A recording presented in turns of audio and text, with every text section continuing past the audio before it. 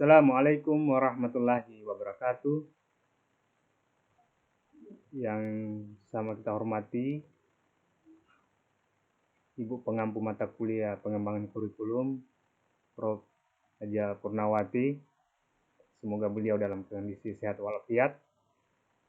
Dan rekan-rekan sekalian yang sama berbahagia dimanapun Anda berada.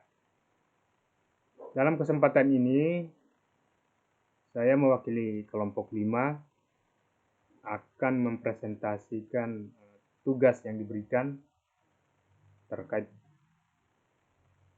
teori atau pendekatan dakum di dalam pengembangan sebuah kurikulum.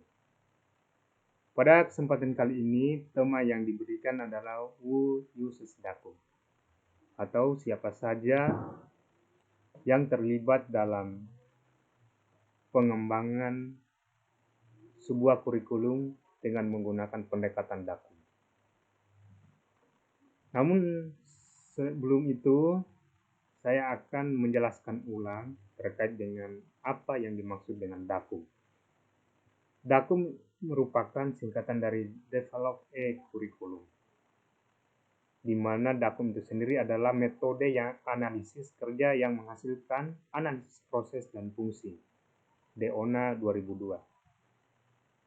Nah, pertanyaannya, siapa yang terlibat dalam proses pengembangan dakum dengan dalam pengembangan sebuah kurikulum?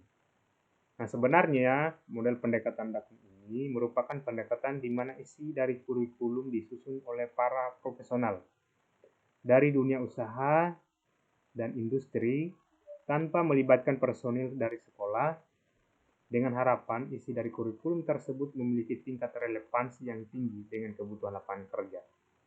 Nah, penekanannya di sini adanya relevansi, sehingga dalam proses pengembangan kurikulum itu sudah mengambil kerja-kerja di industri maupun usaha, sehingga dalam outputnya kurikulum ini bisa dilaksanakan dan tentunya sudah sesuai dengan kondisi di industri maupun dunia usaha. Dasarnya apa? Yang pertama, karena para tenaga ahli yang mampu mendeskripsikan dan menentukan tugas pekerjaan mereka dengan lebih rinci. Artinya, orang-orang yang bergelut di dunia industri, tenaga-tenaga ahli yang berada di dunia industri maupun usaha, mereka lebih paham dan lebih mengerti kerja-kerja industri maupun usaha. Sehingga ini dibutuhkan bagaimana mereka mendeskripsikan pekerjaan itu untuk dituangkan dalam sebuah kurikulum yang nantinya akan digunakan di sekolah, khususnya di SMK. Berikutnya, karena metode yang efektif untuk menetapkan sebuah tugas pekerjaan. Maksudnya di sini adalah kerja-kerja di industri maupun usaha, cara-cara ataupun metode yang digunakan itu mereka lebih paham dibanding misalkan seorang guru ataupun seorang guru seperti itu. Maksudnya mereka tidak cenderung atau tidak paham karena mereka bukan pekerja ataupun orang-orang yang ahli dalam sebuah industri maupun sebuah usaha. Berikutnya, agar dapat dilaksanakan secara tepat, ini menyangkut soal metode yang dilakukan itu agar lebih cepat, lebih efektif, sehingga tidak bertele-tele, dan tentu saja membutuhkan kemampuan tertentu, peralatan khusus dan kebiasaan. Jadi lebih rinci, lebih detail cara atau metode yang digunakan. Nah, apa sih sebenarnya tujuannya dari pendekatan dakum ini?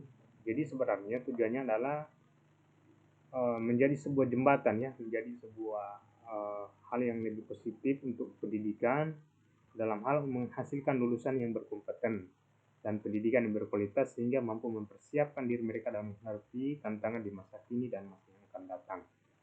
Nah, pendekatan dakum ini sebenarnya dilakukan untuk memperoleh dua hal. Yang pertama, untuk kemampuan dan kompetensi yang akan diajarkan pada program pendidikan yang baru. Yang kedua, untuk kemampuan dan kompetensi yang layak untuk diberikan pada program pendidikan yang telah berjalan. Nah, lagi-lagi di sini ada pendekatan link and match. Artinya ada kesesuaian antara pendidikan yang diajarkan dan kebutuhan industri maupun usaha. Nah, keuntungan yang didapatkan dari pendekatan ini, yang pertama sebagai fondasi yang kuat untuk program pengembangan atau perubahan kurikulum. Nah, ini terkait dengan pengembangan memang lagi-lagi khususnya di SMK ini perlu adanya kesesuaian dan relevansi antara kebutuhan industri maupun usaha, sehingga yang dihasilkan lulusan-lulusan yang sudah siap kerja. Berikutnya digunakan untuk review atau revisi kurikulum. Nah, ini juga untuk tentu saja untuk merevisi atau mereview sebuah kurikulum. Nah, bisa menjadi sebuah pendekatan yang digunakan dengan menggunakan dakum, sehingga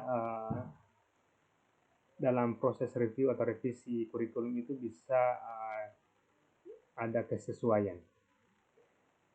Berikutnya ada penilaian kebutuhan pelatihan. Ini digunakan untuk penilaian kebutuhan pelatihan bagi guru-guru ataupun tenaga pendidik, sehingga kompetensi ataupun keahlian-keahlian yang mesti di-upgrade lagi yaitu bisa segera direvisi ataupun bisa segera ditingkatkan. Berikutnya pengembangan standar pekerjaan. Nah, ini juga ada, karena kita tahu di dalam dunia kerja baik itu industri maupun usaha ada standar-standar pekerjaan yang terus di-upgrade baik itu secara skill maupun kemampuan personal lainnya. Selanjutnya ada evaluasi untuk kerja karyawan. Nah, ini juga tentunya untuk menyesuaikan pekerjaan atau menyesuaikan tenaga-tenaga pekerjaan yang nantinya akan direkrut dalam sebuah dunia kerja. Dan yang terakhir pengembangan pengujian kompetensi. Nah, ini juga lagi-lagi untuk hal yang positif dalam hal pengembangan pengujian kompetensi untuk siswa-siswa kita yang berada di SMK yang nantinya bisa setelah selesai bisa terserap di dunia pekerjaan. Saya kira itu mungkin yang bisa saya sampaikan dalam kesempatan kali ini.